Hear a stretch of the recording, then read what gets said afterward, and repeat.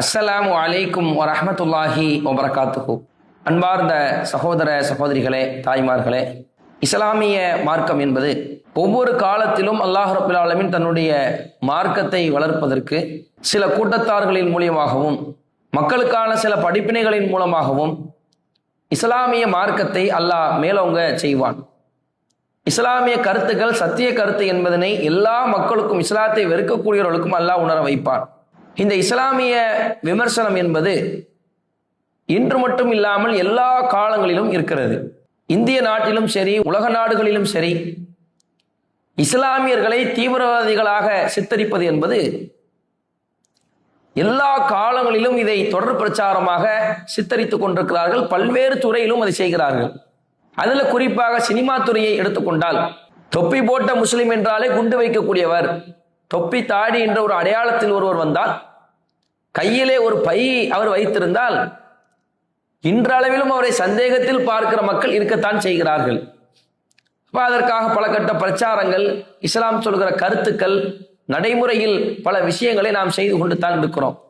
Cinema திரைப்படத்தின் மூலியமாக இஸ்லாமிய சமுதாயத்தை எதிர்க்கும் பொழுது, சினிமாவின் மூலியமாக அதற்கு பதில் சொல்வது என்பது எந்த அளவிற்கு பொருத்தமானது? இஸ்லாத்திற்கு எதிராக பல்வேறு படங்கள் வந்தாலும் இஸ்லாமியர்களை நல்லவர்களாக காட்டக்கூடிய சில விரல் விட்டு எண்ணுகிற படங்கள் இருக்கத்தான் செய்கிறது. அதுல சமீபத்தில் இருக்கிற ஒரு படம் தான் ஹபீபி என்ற ஒரு படம்.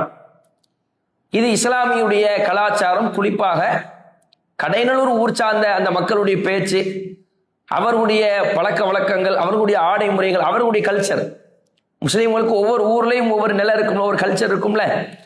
அப்ப கடைநல்லூருடைய வாழ்வியலை தழுவி எடுக்கப்பட்ட ஒரு படமாக இது பார்க்கப்படுகிறது. இது ஒரு படம். அங்குள்ள முஸ்லீம்கள் அவங்களுடைய வாழ்வு முறைகள் என்னென்ன என்பதை காட்டுகிறார்கள். 100 படத்தோடு 101வது படமாக ஹபீபி என்பதை கடந்திருந்தால் எந்த ஒரு பிரச்சனையும் இல்லை. இதற்கு முன்பாக இஸ்லாத்தை சரின்னு சொல்லுகிற படங்கள், இஸ்லாமியர்கள் தவறானவர்கள் கிடையாது என்பது போன்ற படங்களும் வந்திருக்கிறது. அதிகமான ஒரு மக்களிடத்தில் பேசும் பொருளாக இது மாறி இருக்கிறது. இப்ப இஸ்லாத்தின் பார்வையில் இதை எப்படி அணுகணும்? ஒரு முஸ்லீம் அப்படித்தானே. உலகத்தில் எந்த நவீன சாதனங்கள் வந்தாலும், நவீன முறைகள் வந்தாலும், பிரச்சனைகள் வந்தாலும், குழப்பங்கள் வந்தாலும், சத்தியமும் அசத்தியமும் கலந்து வந்தாலும் அதை எப்படி கரெக்டா பிரித்து அறிய வேண்டும் என்பதை முஸ்லிம்களாகிய நாம் மார்க்க அறிவோடு எல்லாத்தையும் அணுக வேண்டும். நீங்க மார்க்க அறிவை தூக்கி எறிந்து விட்டால் நியாயம், தர்மம் என்று பல்வேறு காரியங்கள் சரியாக தெரியும். ஆனால் மார்க்க அறிவோடு நீங்கள் பார்க்கும் பொழுதுதான் இறைவனுடைய நீதி என்ன, மறுமைக்கான வாழ்விற்குரிய வாழ்க்கை என்ன என்பதை நாம் விளங்க முடியும். முதல்ல சினிமா என்பது என்ன? சினிமா என்பது நல்ல கருத்துக்களை விதைத்து மக்களை நல்வழிப்படுத்துவதற்காக துவங்கப்பட்டதா? தாக்கம் எதுவாக இருக்கிறது? எந்த ஒரு படத்தை எடுத்துக்கொண்டாலும் அது இஸ்லாத்திற்கு எதிரான கருத்தை சொல்லத்தான் செய்யும். இஸ்லாம் சொல்கிற சட்டத்திட்டத்திற்கு உட்பட்டு எந்த படத்தையும் எடுக்கப்படவில்லை. அப்படி ஒன்று படமானால் அதை படமாக யாருமே பார்க்க மாட்டார்கள். நீங்க பாருங்க, சினிமான என்ன இருக்கு? பொதுவாக ஆடல், பாடல், ஆண் பெண் தொட்டுக்கொள்வது, ஆண் பெண் தனிமையிலே இருக்கிற மாதிரியான காட்சிகள், பெண்களுடைய அரைகுறை ஆடைகள், இரட்ட அர்த்தத்தில் பேசக்கூடிய பாடல்கள், வசனங்கள், கெட்டதை நல்லதை போன்று காட்டுவார்கள். பல்வேறு பாவங்கள் மக்களிடத்தில் பெருகியதற்கு ஒரு காரணம் சினிமா தான். புகைப்பிடிக்கிறது இருக்குல்ல, இது ஒரு குறிப்பிட்ட நடிகர்களிடம் தான் வந்துச்சு. தமிழக இளைஞர்கள்ட்ட எடுத்துக்கிட்டீங்கன்னா, நடிகரை பத்தியா எப்படி புகைப்பிடிக்கிறாரு, எப்படி ஸ்டைலா பிடிக்கிறாரு, எப்படி தீய பத்த வைக்கிறாரு, இதை பிராக்டிஸ் பண்ணி அதை ரோல் மாடலாக எடுத்துக்கொள்கிறான். நடிகர் மாதிரி முடிய வெட்டுறான், நடிகரை மாதிரி சட்டை போடுறான், நடிகரை மாதிரியே தன்னுடைய தோற்றத்தை வைத்துக் கொள்கிறான். அது மட்டுமா, நடிகரை தாண்டி நடிகர்கிட்ட உள்ள கெட்டதையும், அந்த படத்தில் எது திருட்டு அதிகமாக ஆகுவதற்கு படங்கள் இருக்கிறது, அதை பார்த்து எப்படி திருடணும்னு கத்து வச்சிருக்கிறான். போதை பழக்க வழக்கங்கள், மது போன்ற காரியங்கள், கள்ள காதல்கள், மார்க்கத்தில் தடை செய்யப்பட்ட உறவுகள், சினிமா, நாடகம் போன்ற காரணத்தினால்தான் இது அதிகமாகிறது. பேய் பயம் எப்படி வந்துச்சு? அன்றைக்கு உட்காந்து யாரோ கதை சொன்னாங்க, பேயின்னு சொன்னாங்க. இப்போ பேய் படத்தை பார்க்குறான். பேய்னா நைட்டு தான் வரும், நாய் குலைச்சா அது பேயினுடைய அறிகுறி, மல்லிகைப்பூ வாசனை வந்தா அது பேயினுடைய அறிகுறியாக இருக்கும், ஏதாவது நைட்டு சப்தம் கேட்டுச்சுன்னா இது பேயா தான் இருக்கும். ஏன் படத்துல அதை காட்டுறான், அது மூலையில் ஸ்டோர் ஆகி நமக்கு அது பிரதிபலிக்கிறது. சினிமா பார்க்காத ஒருவன் அது பேயின்னு சொல்லுவானா ஆளுன்னு சொல்லுவானா? இன்னும் நீங்க சினிமாவுடைய தாக்கம், ஒரு கெட்டதை எப்படி திரையில் பார்க்கும்போது ஒரு முகமாகவும் அது தரையில் வரும்போது நம்மளை வேறு முகமாக ரியாக்ட் பண்ண வைக்கிறதுக்கு ஒரே ஒரு உதாரணம். பெரும்பாலான சினிமாக்கள் நீங்க 80s இருந்து இப்போ வரைக்கும் எடுத்துக்கோங்க, காதலை தழுவித்தான் படம் வரும். இவர் ஹீரோ வந்து ஒரு ஹீரோட காதலிப்பார்னு வைங்க, அது இந்த அம்மா காதலிக்கும். இப்போ இவன் காதலிக்கிறான், பெண்ணை பெத்த உம்மா பாப்பா அண்ணன் தம்பி எல்லாரையும் போட்டு அடிச்சு அந்த பெண்ணை இழுத்துக்கிட்டு போய் கல்யாணம் பண்ணுவாங்க. ரசிகர்கள்லாம் என்ன செய்வாங்க, விசில் அடிச்சு டிக்கெட் எல்லாம் கிழிச்சு இதை கொண்டாடுவாங்க. இது தரையில், நீ திரையில கொண்டாடினீல, இதை தரையில யோசிச்சு பாரு. என்னுடைய அக்கா தங்கச்சி ஒரு மாதிரி, இதே மாதிரி ஒருத்தர் எங்களை எல்லாம் அடிச்சு போட்டு இழுத்துட்டு போனா கோவப்படுற, ரோசப்படுற. அப்ப திரையில் பார்க்கும்போது ஒரு சிந்தனை, எதை திரையில் பார்க்கும்போது கை தட்டினாயோ தரையில் பார்க்கும்போது கையை முறுக்கிறாய், ரோசம் கொள்கிறாய். நம் வீட்டு பெண்கள் என்பது ஆதங்கம் வருகிறது. அப்ப இந்த திரை கவர்ச்சி எந்த அளவுக்கு எதை நம்ம தவறு என்று விளங்குகிறோமோ மூளையை எவ்வளவு மழுங்க செய்கிறது என்பதை புரிந்து கொள்ள வேண்டும்.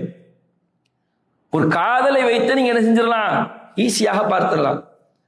அப்ப இந்த பொதுவாக சினிமாக்கள் இப்படி இருந்தாலும் இந்த ஹபீபியை பொறுத்த வரைக்கும் பாமர மக்கள் அவங்க பார்க்கிறாங்க போறாங்க என்பது தனி.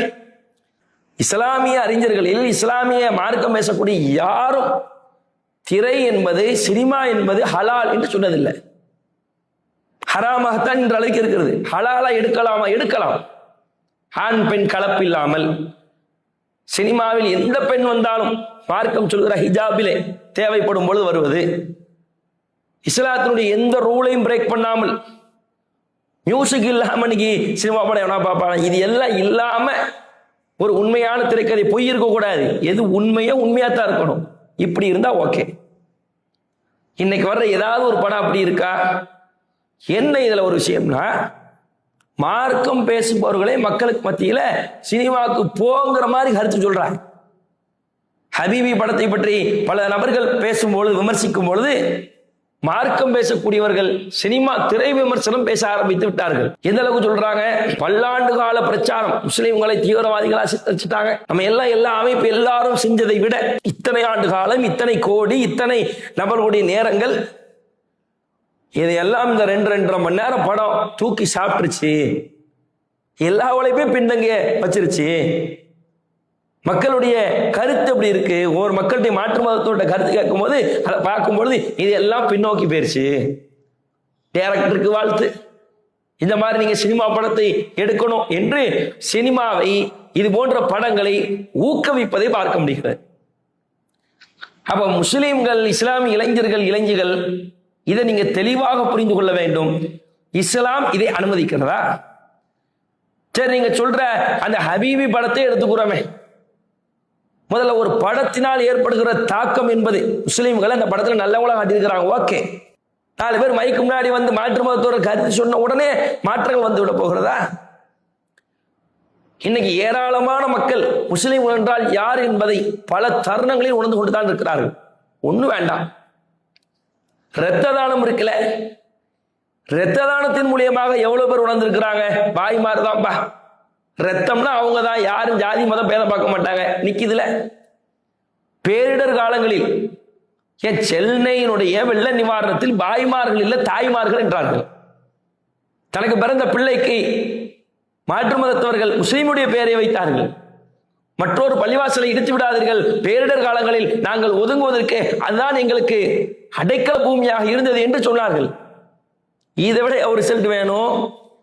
ஒரு திரைத்துறையில போய்தான் இஸ்லாத்தினுடைய விமர்சனத்தை ஹராமிலே போய் தான் நம்ம காட்டணும் என்பது கிடையாது.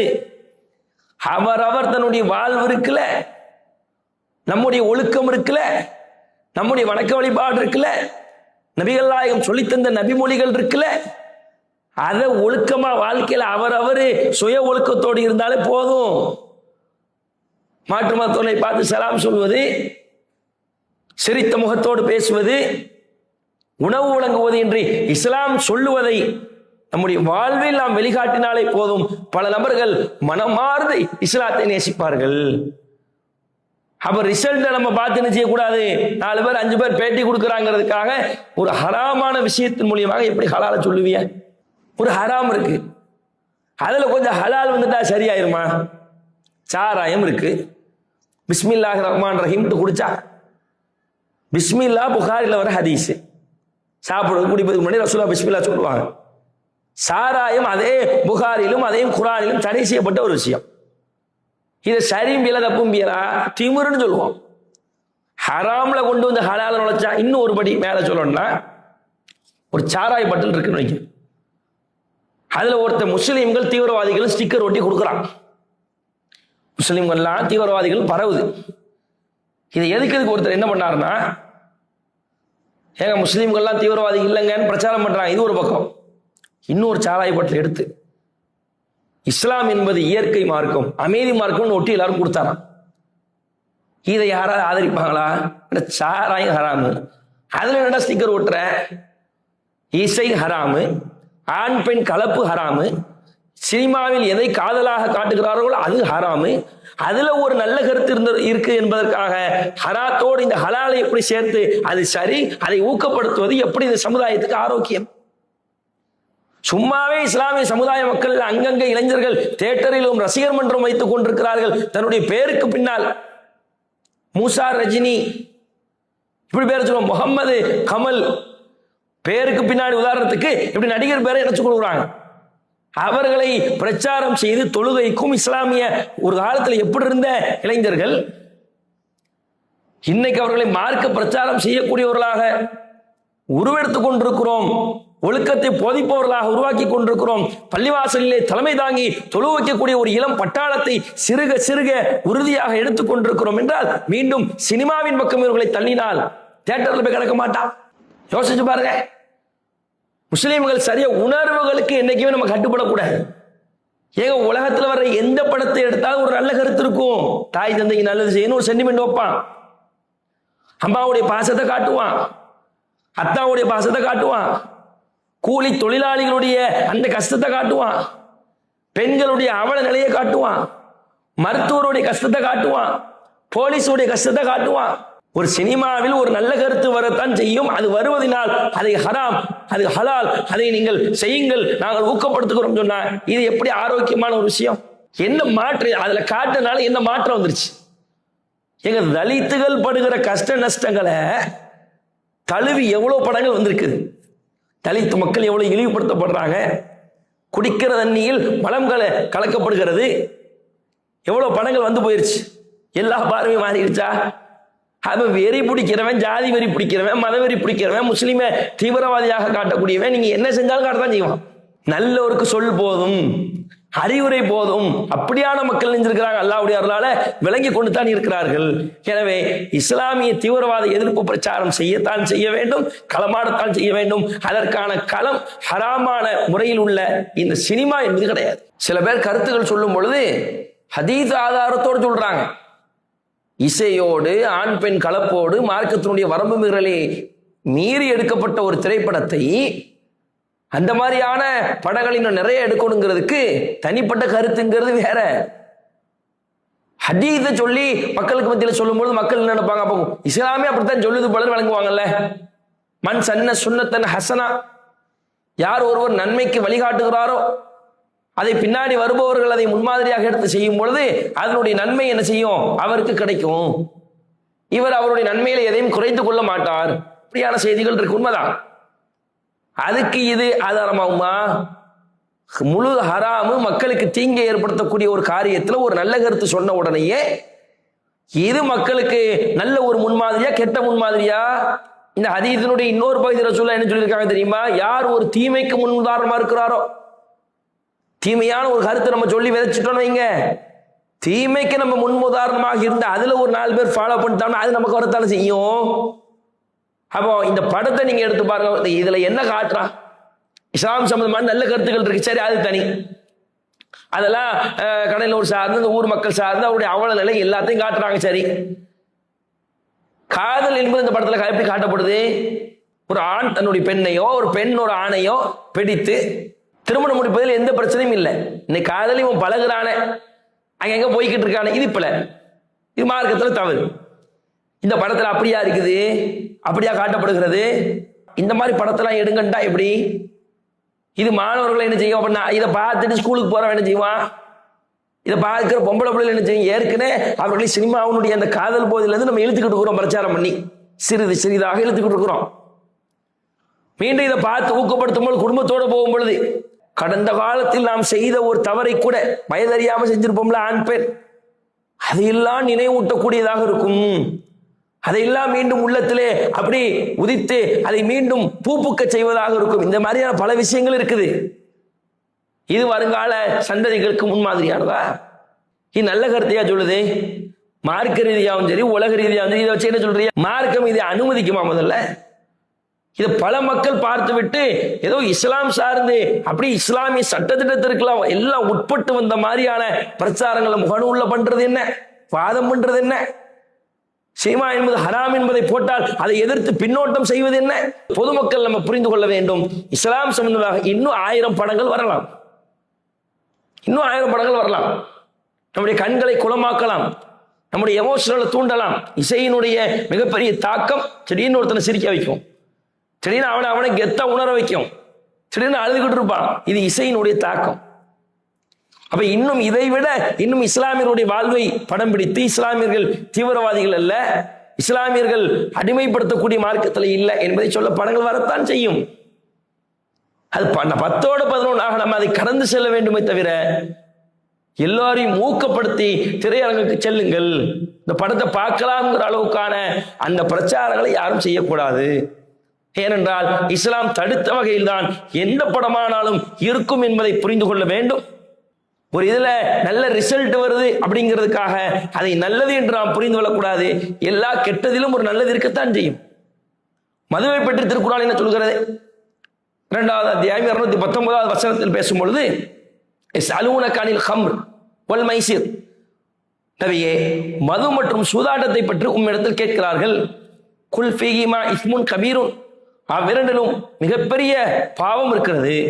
ஓ மனாஃபிஉ லின்னாஸ் ஓ இஸ்முஹுமா, அந்த பாவத்தை விட சில நன்மைகளும் அதில் இருக்கிறது. கொஞ்சம் நன்மையும் இருக்கத்தான் செய்யுது, மதுரையில் செய்யணும் கொஞ்சம் நன்மை இருக்கத்தான் செய்யுது, பாவம் அதிகம். அப்ப நம்ம யோசிச்சு பார்க்கணும், நன்மை இருக்கு என்பதற்காக ஒன்று சரியா என்பதை நாம் சிந்தித்து பார்த்து, திரையினால் இந்த சமுதாயமும் சரி உலகத்தில் உள்ள இளைஞர்கள் இருந்து எவ்வளவோ பேர்கள் சீரழிக்கப்படுவதுதான் உண்மை. சும்மா ஒரு சினிமாவை பார்க்கும்போது எமோஷன் ஆவா, ஆஹா அப்படின்பா, வெளியே போறவன எல்லாவற்றையும் மறந்து விட்டு அவனுடைய வாழ்க்கையில் தான் போவான். அது ஒரு மனிதனை சீர்திருத்தக்கூடியது கிடையாது. ஒரு மனிதனை வணக்கவியல் ரீதியாக, ஒழுக்கவியல் ரீதியாக, கடவுள் கொள்கை ரீதியாக அவனுடைய மூளையில் பதிகிற மாதிரியான பிரச்சாரத்தை நாம் கொண்டு செல்ல வேண்டும். அல்லாஹ் அவர்களுடைய உள்ளத்திலே அதை புரட்டுவதற்கான நாட்டத்தை ரப்பல் ஆலமீன் வைத்திருந்தால் என்ன செய்ய வரும்? அது அவர்களுக்கு நல்ல சிந்தனை வரும் என்பதை புரிந்து கொள்ள வேண்டும். இதுல எதிர்மறையான நிலைகள் என்னவென்றால், அந்த படங்கள் நீங்க காட்டும் போது பாருங்க, தாவணி மாதிரியான ட்ரெஸ் போட்டிருப்பாங்க. இஸ்லாத்துல அது அனுமதியா சொல்லுங்க? ஒரு வயசுக்கு வந்து ஒரு பிள்ளை அதை அணியலாமா? அவ அந்த மாதிரியான ட்ரெஸ் எடுக்கிறாங்க. இதை வச்சு எப்படிலாம் பிரச்சாரம் செய்யப்படுகிறதுனா, அன்னைக்கு பார்த்தீங்களா முஸ்லீமுடைய ட்ரெஸ்ஸே இதுதான். அப்புறம் அரபு நாட்டுல இருந்து இறக்குமதி பண்ணிட்டாங்க. முஸ்லீமுடைய அசல் ஆடை என்பது அந்த படத்துல உள்ளதான்னு சொல்லி இப்ப ஃபர்தாவுக்கு எதிரான ஒரு பிரச்சாரம் கிளம்புது. அப்ப எல்லா ரீதியான எதிர்மறை கருத்துக்களும் ஒரு சினிமா என்று இஸ்லாமிய வட்டத்தை தாண்டி நாம் சென்றோம் என்றால், அல்லாஹ் சொன்ன ஹலால் அளவை தாண்டி இது சரி என்று நாம முடிவெடுத்தோம் என்றால் நிச்சயமாக அதில் பிழை இருக்கத்தான் செய்யும் என்பதை புரிந்து கொண்டு, இன்னும் 1000 படங்கள் வரட்டும், நமக்கு எந்த பிரச்சனையும் இல்லை. படத்தின் மூலியமாக ஒரு ஹராமின் மூலியமாகத்தான் நம்முடைய வாழ்வை நாம் நிரூபிக்க வேண்டும் என்ற தேவை நமக்கு இல்லை. ஒரு ஹராமின் மூலியமாகத்தான் இஸ்லாம் சரியான மார்க்கம் என்று சொல்ல வேண்டிய எந்த அவசியம் இல்லை. காபிர்கள் வெறுத்தாலும் அல்லாஹ் தனது மார்க்கத்தை அவன் பரிபூர்ணப்படுத்துவான், அவன் மேலோங்க செய்வான் என்று குர்ஆனிலே சொல்கிறான். இஸ்லாத்தை வாழ்வியலாக்குவோம், இஸ்லாத்தை உறக்க பிரச்சாரம் செய்வோம். இன்ஷா அல்லாஹ் யாருடைய உள்ளம் இஸ்லாத்தின் பக்கம் புரட்டப்பட வேண்டுமோ அவனுடைய நாட்டத்தினால் இன்ஷா அல்லாஹ் புரட்டப்படும் என்பதை புரிந்து கொண்டு இந்த திரை சம்பந்தமான இந்த குழப்பங்களை மக்கள் தெளிவாக விளங்கிக் கொள்ள வேண்டும் என்பதற்காக இந்த தொகுப்பினை நாம் வெளியிடுகிறோம். அல்லாஹ் ரப்பல் ஆலமீன் இம்மையிலும் மறுமையிலும் நல்ல சாலிகான வாழ்க்கையை நமக்கு தருவானாக என்று கூறிக்கொண்டவனாக இந்த உரையை நிறைவு செய்கிறோம். வாஹிர் தவானா அல்ஹம்துலில்லாஹி ரப்பில் ஆலமீன். அஸ்ஸலாமு அலைக்கும் வரஹ்மத்துல்லாஹி வபரகாத்துஹு. அல்லாஹு அக்பர். அல்லாஹ்